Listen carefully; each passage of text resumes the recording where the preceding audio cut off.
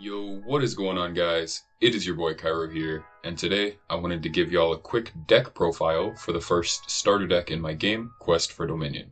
So let's get right into it. The first starter deck in Quest for Dominion focuses on the general Syllia Aegis Prism Defender and the Celestial units. Now, this is not the easiest of the starter decks to pilot, but I believe it to be the most competitive one if you can learn all of the ins and outs of the deck. First, let's talk about your general, Syllia. She has 30 vitality, which is the highest printed value of any general in the game, and the effect to exhaust herself during your main phase each turn and shuffle one card from your hand into your deck in order to draw a new one. This gives you the ability to try for a new card if you don't like one of the cards in your hand each turn, but means that your general doesn't get to attack that turn unless you can ready her with other card effects.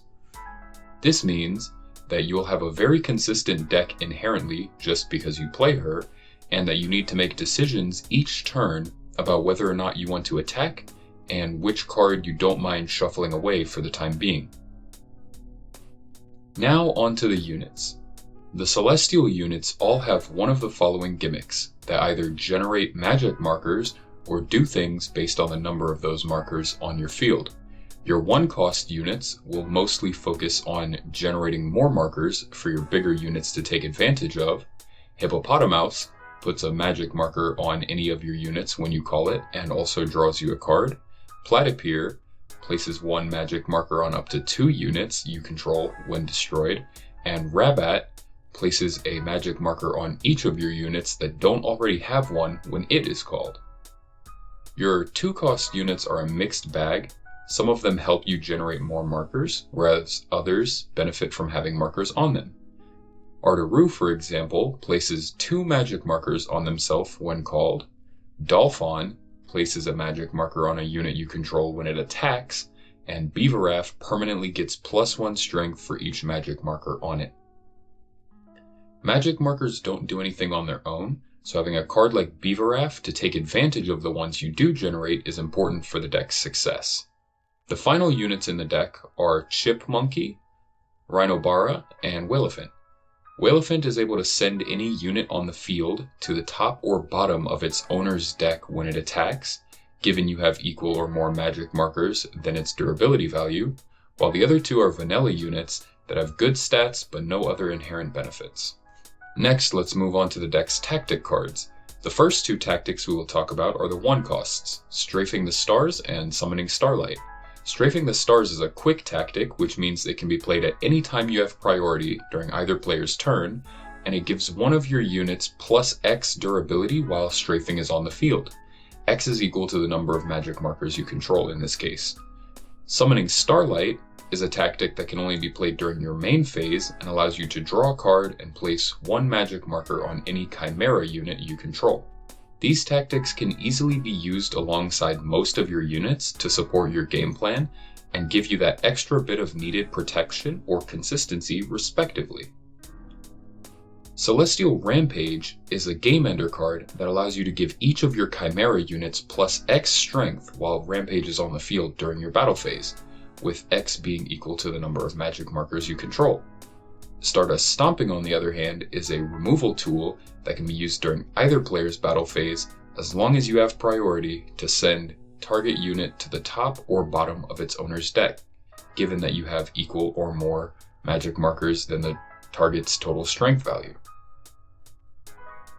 The deck's final cards are its territories, Sanctuary of the Celestials and Whimsical Lushlands of Lumina. Sanctuary of the Celestials is a territory that produces 2 Lumina resources and allows you to place a magic marker on any unit you control when you call a Chimera card into it, and luckily every card in the starter deck is a Chimera card, so you will never need to worry about inconsistency for this effect. Whimsical Lushlands of Lumina is a territory that produces 3 Lumina resources and can be ran at any number within your deck list, given you only control 5 territories at a time. Celestials are a deck that starts out very slow and gets a lot more powerful as the game goes on with their combo-centric nature. For your earlier turns, it can be advantageous to utilize your vanilla units, Celestial Chipmunky and Celestial Rhinobara to establish yourself on the board and contend with early aggression so that your general doesn't lose too much vitality before you hit your deck's power spikes. During the middle game, it can be impactful to time your uses of Strafing the Stars and Stardust Stomping in such a way that you can keep key units on your field through the opponent's turn, like Celestial Whalephant or Celestial Beaverath. Then, in the later stages of the game, you'll want to use Celestial Rabat to give yourself a bunch of markers and get the most out of the strength buff that comes from Celestial Rampage.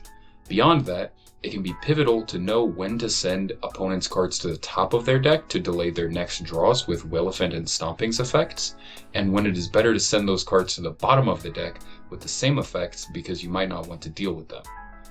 One other thing to keep in mind is that each effect in your deck is mandatory, so if it can resolve, it will, which means that sometimes you might need to use Celestial Whalephant to send one of your own units to the top or bottom of your deck when it attacks. But this can actually be a good thing if you send a card that you want to use multiple times, like Hippopotamouse, or to protect that unit from destruction in battle during your opponent's turn.